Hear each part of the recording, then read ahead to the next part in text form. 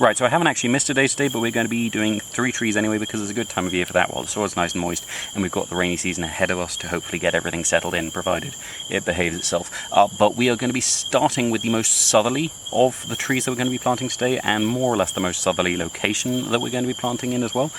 So this is a tree that I've been trying to germinate for a while. I actually got this little sapling from the person who gave the seeds to the person who gave me seeds from the tree they grew from the original seeds. So hopefully, as is usual with this family, and now that I am not focusing on the ones I'm trying to germinate, they will all spring up, because usually they wait until I give up on them and then spring up. So this technically, botanically, is an Annona, but I suspect that most of horticulture, and certainly most of the sort of exotic fruit trade, will continue to know it by a different name, because the study that decided it belongs in Annona with the rest of the custard apples, which it very closely resembles as a fruit, also resurrected its original name from sort of lost in synonymy.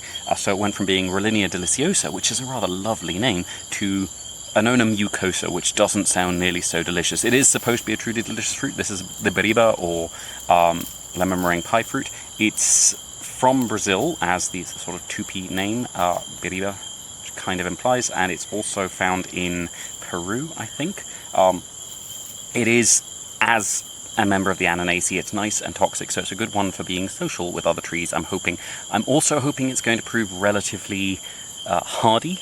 So this is an edge that can get a little bit dry, especially because this is the windy edge, but just to try and be on the safe side of that, we're going to be really crowding it around with some pieces of Alocamerone and the Cotyledon barbaei, just to make sure that windward edge is protected as much as possible. I do have other things windward of this, which should shelter it from that and stop it drying out, but historically this has been a problem. For our second tree, we're not heading far away, maybe slightly more out of the wind, but this is another tree that is usually in thicket and secondary forest, so it really shouldn't mind being on this sort of southern thicket edge towards the windward side here.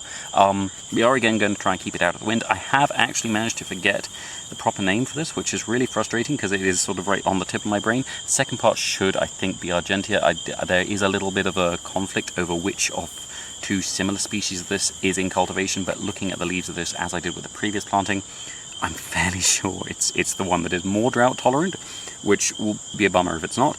Its leaves are very reminiscent of coffee to me, so I'm always a little bit wary with things like that, planting them too open, so I am going to be trying to give this a little bit of shelter. This is often called the peanut butter fruit in English. It's actually quite peanut buttery in texture. I have tasted one now.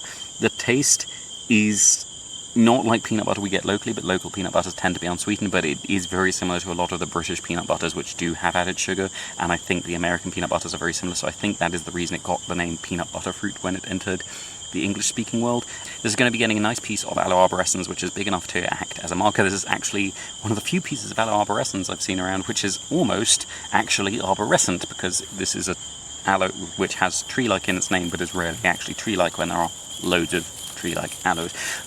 But this should work quite well as a marker, and also a little bit of an extra windbreak, because this will sucker quite a lot and form quite a nice thicket on the windward side of this planting. It's going into a nice rich soil which has been formed by me dumping sedges out of a pond here for quite a while, and it's going to be getting not much in the way of succulent ground cover, because there is a piece of the Calico pinnata has already settled itself in here that I probably threw away from somewhere else. I didn't want it, and that can be quite big and quite aggressive, and that can exclude a lot of the smaller ground covers. I am going to be putting a piece of the sunrise aloe, Aloe dorothea, here. This is actually the original from which all the other ones I've planted are split, which had its spot kind of overtaken by an annual grass and was not doing well, and the tree that it was originally being the ground cover for is sufficiently large, and a few of the other ground covers around it have got sufficiently big that I don't really think it needs this aloe, and this aloe wasn't thriving, so I thought this might be a better spot for it. Third up tonight, we're going with our most northerly tree. This is from southern Mexico and further south into Central America.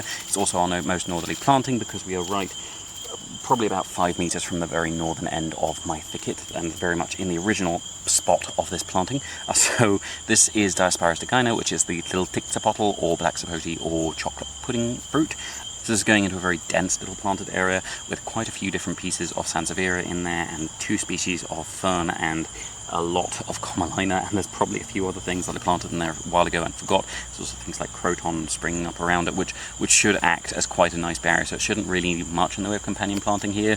The only thing I'm going to be giving it is a Dracaena fragrans Monsangiana, because there was another one needed cutting down, and this will act as a decent marker here and also a source of mulch, because this is a much more tropical tree than us, and that should allow it to settle in. The Dracaena probably won't survive here long term as this tree gets bigger, which shouldn't take long because this is one of the faster growing Diospyros. The Dracaena will have to be pruned out because this will have a very dense canopy and will exclude a lot of the more light-loving things, and yeah, so the Dracaena will have to come out, because otherwise this will get too dark for everything else in this area. There's no other fruit trees really close by. I do have a grapefruit a few meters away and a round-leaved kumquat a few meters further outside of the thicket, but the grapefruit, this will probably end up getting pruned through the canopy of. They'll probably get to similar sizes, or keep them at similar sizes at least, just to make them act as toxic barriers for one another. And that should be everything for today, so thank you very much for watching. I hope you have enjoyed it, and if you haven't enjoyed it, thank you for watching anyway. Please tune in again tomorrow, because I will be planting something different. I am not sure what yet. I have a few things lined up, but we'll see.